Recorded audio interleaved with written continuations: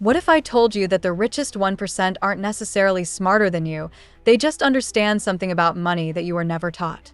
Something so fundamental, yet so hidden from public education that it's almost criminal. Think about it. 12 years of schooling, and not a single mandatory class on how money actually works. You learned the Pythagorean theorem, but not how compound interest could make you a millionaire. You memorized historical dates, but weren't taught how to read a financial statement. This isn't an accident. Financial illiteracy keeps the masses working paycheck to paycheck, while the truly wealthy play an entirely different game. Welcome to Wealth Sentry, where we unlock hidden secrets to wealth and success. Today, we're going to demolish the barriers between you and true financial freedom. In the next 10 minutes or more, you'll learn more about building genuine wealth than most people discover in a lifetime. This isn't about get-rich-quick schemes. It's about the foundational principles that the wealthy use to build and preserve fortunes across generations. Principles that work regardless of market conditions, political climates, or your starting point. So put away your phone, grab something to take notes with, and let's transform your financial future, starting right now. 1. The truth about your current financial situation. Let's start with something uncomfortable but necessary: the brutal truth about where you stand financially right now. Most people live in a financial fantasy world. They avoid looking at their bank statements. They don't know their net worth. They have no idea how much they spend each month. They're playing a game without knowing the score. The wealthy elite? They know their numbers cold. Not because they're obsessive, but because clarity is power. So, here's your first wealth secret. Financial clarity precedes financial progress. Let's get brutally honest right now. Ask yourself, 1. What's your current net worth? That's everything you own minus everything you owe. 2. What percentage of your income are you saving each month? 3. How much are you actually spending on subscriptions, food delivery, and those small purchases that silently drain your accounts? 4. What's your debt-to-income ratio? Don't beat yourself up if you don't know these numbers. The system is designed to keep you financially confused. But from today, that changes. Here's what they don't tell you. The wealthy conduct a personal financial audit every quarter. Not yearly. Quarterly. They're constantly taking inventory of assets, liabilities, income streams, and expenses. Try this. Take everything you spend money on and divide it into 3 categories: assets that grow your wealth, experiences that enrich your life, everything else. You'll be shocked how much falls into that 3rd category. Money that's just disappearing. That's where your wealth is hiding. Think of it this way. Financial clarity is like turning on the lights in a dark room. Suddenly, you can see what's been tripping you up this whole time. 2. Setting meaningful financial goals. Now that you have clarity, you need direction. This is where most financial advice fails miserably. You've heard people say save for retirement or build an emergency fund. That's like telling someone to be healthy without a specific plan. It's true but useless. The wealthy think differently about goals. They don't just set financial targets. They create financial missions with meaningful timelines. Here's the framework they use that nobody talks about. 1. 90-day money missions. These are quick financial wins you can achieve in the next 3 months. Maybe it's saving your first $1,000, negotiating a bill reduction, or starting a side income stream that makes just $100. 2. 1-year money transformations. These fundamentally change your financial position within 12 months. Perhaps it's building a 6-month emergency fund, eliminating a specific debt, or increasing your income by 20%. 3. 5-year wealth trajectories. These are the bigger moves that compound dramatically over time. Think home ownership, investment portfolios reaching certain milestones, or building a business to a specific revenue target. The psychology behind this 3-tiered approach is powerful. The 90-day missions give you immediate momentum and confidence. The 1-year transformations create sustainable change. The 5-year trajectories build genuine wealth. But here's the part they don't tell you. For each goal, You need a specific number and a compelling reason that's emotionally charged. It's not just, I want $100,000 in investments. It's, I want $100,000 in investments so I can generate passive income that covers my housing costs and gives me breathing room to pursue work I'm passionate about. See the difference? The number is just math. The reason behind it is what will get you through the inevitable challenges. The wealthy elite understand that money itself is meaningless. It's what money enables in your life that creates the motivation to build wealth. So take a moment right now. What's your most immediate 90-day money mission? What financial transformation will you achieve this year? And what wealth trajectory will you be on 5 years from now? This clarity of purpose is what separates those who talk about financial freedom from those who actually achieve it. 3. The debt masterclass they don't want you to have. Now, let's talk about something the banking industry spends billions to keep you confused about: debt. Here's a truth bomb. Not all debt is created equal, and the wealthy use certain types of debt as leverage while avoiding others like the plague. First, let's categorize debt correctly. 1. Destructive debt, high-interest consumer debt that finances depreciation assets or experiences.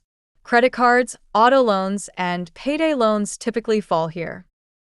2. Neutral debt, low-interest debt for necessities that doesn't appreciate but serves an essential purpose. Think student loans or a modest mortgage in certain markets. 3. Strategic debt, leverage that helps acquire appreciating assets or income-producing opportunities. Business loans for profitable ventures, certain real estate investments, and even strategically used lines of credit. The middle class has been programmed to fear all debt equally or, worse, to embrace destructive debt as normal. Everyone has a car payment is perhaps the most wealth-destroying phrase in modern society. Meanwhile, the wealthy strategically use debt as a wealth accelerator while avoiding the wealth-destroying kind. Let's talk strategy. If you have destructive debt, here's the approach the financial industry doesn't advertise. The debt snowball plus method combines the psychological wins of the traditional debt snowball with the mathematical efficiency of the debt avalanche, plus a secret accelerator. List all your debts from smallest balance to largest. Attack the smallest first with every spare dollar while making minimum payments on the rest. Once that's eliminated, roll that payment into the next debt. But here's the plus part. For every debt you eliminate, take 10% of what would have been that payment and invest it. The other 90% goes to the next debt. This creates a wealth-building habit alongside your debt elimination, teaching your brain that debt freedom and wealth building happen simultaneously. By the time you're debt-free, you'll already have an investment habit established. For strategic debt, the wealthy use what I call the cash flow coverage rule. Never take on debt unless the asset it purchases generates enough cash flow to cover at least 130% of the debt payment. This buffer accounts for vacancies, maintenance, and unexpected costs. Remember this. The banking system profits massively from financial confusion around debt. Your clarity is their worst nightmare. 4. Saving and investing, the mechanics of wealth. Now we reach the engine of wealth creation, saving and investing. This is where the gap between the financially literate and illiterate becomes a canyon. Let's start with a truth that financial institutions actively hide. Saving and investing are two completely different activities with different purposes. Saving is defense. Investing is offense. Saving protects your financial foundation and handles known, upcoming expenses. Investing grows your wealth and builds future income streams. The most common mistake is confusing the two or thinking a savings account is an investment. It's not. With inflation, money sitting in a traditional savings account is actively losing purchasing power. Let's talk tactical strategy for both. For savings, use what I call the 3-tier liquid system. 1. Operational cash. This covers 1 to 2 months of expenses in your checking account. 2. Emergency reserves. 3 to 6 months of expenses in a high-yield savings account that remains easily accessible but separate from your daily spending. 3. Opportunity fund. a flexible pool of capital in money market funds or short-term instruments that can be deployed for unexpected opportunities or larger planned expenses. This three-tier system ensures you're protected from emergencies while still keeping your money working relatively efficiently. Now for investing. This is where generational wealth is built. The wealthy approach investing with the portfolio mindset rather than picking individual assets. The portfolio allocation framework they use. 1. Foundation layer, 50 to 60% index funds, ETFs, and other broadly diversified instruments that capture market returns with minimal fees. This is your wealth engine that compounds steadily over time. 2. Growth accelerators, 20 to 30% more concentrated positions in sectors, industries, or companies you understand deeply or have unique insight into. This isn't random stock picking, it's strategic allocation to areas where you have an informational advantage. 3. Alternative assets, 10 to 20%. This includes real estate, private equity, cryptocurrencies, and other non-traditional investments that offer diversification beyond traditional markets. 4. Speculation, 0 to 5% only for those who've built the other layers solidly. This is where you can take calculated risks on high upside opportunities. The secret that financial advisors rarely explain. This allocation changes depending on your wealth stage. Early wealth builders should focus heavily on the foundation layer, while those with established wealth can expand into the other categories more aggressively. But the most powerful investing secret is psychological, not technical. The wealthy invest first, then spend what's left. The middle class spends first, then invests what's left, which is usually nothing. Automate your investment contributions to happen the day after you get paid. This single habit is worth millions over your lifetime. 5. The truth about car purchases. Now let's tackle something that destroys more potential wealth than almost anything else: car buying mistakes. The automotive and auto financing industries have mastered the art of making terrible financial decisions feel normal and even rewarding. Here's the wealthy person's rule about cars that would revolutionize most people's finances. Never allow your total vehicle value to exceed 10% of your annual income. Let that sink in. If you make $60,000 a year, your total vehicle value shouldn't exceed $6,000. If you make $200,000, keep it under $20,000. But I need a reliable car, is the immediate objection. The truth? Plenty of reliable vehicles exist within this parameter. What most people actually mean is, I want a status symbol that impresses others. The math is brutal. A $40,000 car financed over 5 years doesn't just cost $40,000. When you factor in interest, insurance premium increases, higher maintenance costs, and depreciation, that car could easily cost you $60,000 or more. That same money invested over 30 years at a modest 8% return? Over $750,000. Let me say that again. That car decision could be costing you $750,000 in future wealth. The wealthy use what I call the transportation formula. 1. Buy vehicles that are 3 to 5 years old, after the steepest depreciation has already occurred. 2. Pay in cash or finance only if you can secure a rate significantly below what you can earn investing. 3. Keep the vehicle for 7 to 10 years. 4. Allocate no more than 5% of your monthly income to all transportation costs combined. This approach ensures that transportation serves its purpose, getting you reliably from point A to point B, without sabotaging your financial future. The status you gain from an expensive car is temporary and often illusory. The financial freedom you gain from intelligent vehicle decisions compounds for decades. 6. Buying versus renting, the great housing debate. Few financial decisions impact your wealth trajectory more than housing, yet few topics are more clouded by emotional reasoning and outdated advice. Renting is throwing money away might be the most financially destructive phrase ever normalized. This oversimplification has pushed countless people into homeownership before they were financially ready, in markets where it made no mathematical sense, or in properties that turned into money pits. The truth? Housing is far more complex, and the rent versus buy decision should be approached with cold calculation, not emotion or societal pressure. Here's the framework the financially sophisticated use. First, the 5-year rule. If you don't plan to stay in the same location for at least 5 years, renting is often mathematically superior. Transaction costs, short-term market volatility, and the front-loading of interest and mortgages make short-term ownership costly. Next, the true cost of ownership formula. The purchase price is just the beginning.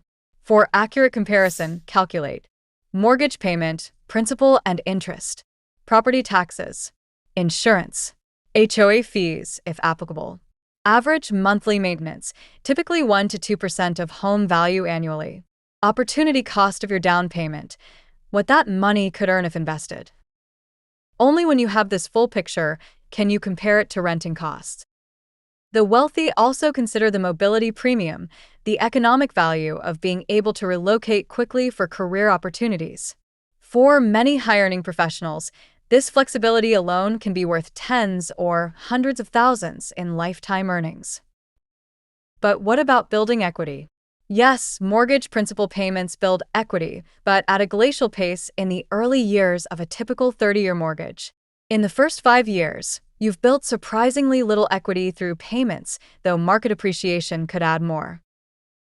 The ideal scenario combines financial optimization with personal value. By when? 1. You plan to stay long-term. 2. You can afford a 20% down payment while maintaining other financial priorities. 3. The full ownership cost is reasonably comparable to renting equivalent properties. 4. You truly value the non-financial benefits of ownership. 5. The local price-to-rent ratio is favorable, typically below 15. Rent when? 1. You value flexibility or anticipate relocation. 2. The local market is overvalued. 3. You can invest the difference between renting and buying costs for potentially superior returns. 4. You don't want the time commitment of property maintenance. 5. The local price-to-rent ratio is high, typically above 20. Remember, a house is primarily a place to live, a consumption item with some investment characteristics, not a pure investment. The wealthy build their investment portfolios separately from their homeownership decision. 7. The financial tracking system that creates millionaires. We've covered a lot of ground, but all of this knowledge is worthless without implementation. This is where financial tracking becomes your secret weapon. The wealthy don't just track their finances, they implement sophisticated personal financial systems that run automatically, nudging their behavior toward wealth building with minimal willpower required. Here's the automated wealth building system that has created countless millionaires. First, create a bare minimum money dashboard. This isn't a complex budget, it's a single document or app where you track just 5 numbers. 1. Monthly income. 2. Monthly essential expenses. 3. Monthly wealth building allocation. 4. Current debt payoff trajectory. 5. Net worth. Update this dashboard once a month, taking no more than 30 minutes. This practice alone puts you ahead of 95% of people. Next, implement the 24-hour purchase pause for any non-essential purchase over a certain threshold. For someone early in their wealth journey, this might be $50. For the more established, perhaps $500. When you want something above this threshold, add it to a purchase consideration list and wait 24 hours before deciding. This tiny friction eliminates most impulsive purchases that don't align with your true priorities. Now, automate your wealth building with a money pipeline system. This creates an automated flow of funds through specific accounts. 1. Income flows into a central account. 2. Fixed percentage immediately transfers to investment accounts. Pay yourself first. 3. Fixed amount goes to essentials account for bills and necessities. 4. Remaining funds split between short-term savings and lifestyle spending. The power is in the automation. Once established, this system requires minimal maintenance, but continuously builds your wealth. The most powerful part of tracking isn't actually the numbers, it's the awareness it creates. When you regularly engage with your financial reality, your daily decisions naturally align with your long-term financial goals. As one billionaire put it, I don't budget. I just look at my financial dashboard for 5 minutes every morning, and somehow I make better decisions all day without even trying. We've covered the core principles of financial literacy that should have been taught in schools but never were. Gaining complete clarity on your current financial reality. Setting meaningful financial goals across multiple time frames. Managing debt strategically rather than emotionally. Building a sophisticated but simple saving and investing approach. Making intelligent transportation decisions that preserve wealth. Approaching housing with calculation rather than convention. Implementing tracking systems that make wealth building automatic. But here's the final truth that ties everything together. Financial literacy isn't really about money at all. It's about freedom, options, possibilities. Every dollar you save isn't just currency, it's a piece of future freedom. Every intelligent financial decision isn't just about numbers, it's about creating the life you truly want to live. The financially illiterate work for money their entire lives. The financially literate reach a tipping point where their money works for them. Which path will you choose? This knowledge you now possess is powerful, but only if applied. So let me ask you, what's the single most important financial change you're committed to making after watching this video? What financial truth resonated most deeply with you? Drop your thoughts in the comments below. And if you're serious about continuing your journey to financial mastery, subscribe to Wealth Sentry right now. We're just getting started with unlocking the wealth secrets that the elite hope you never discover.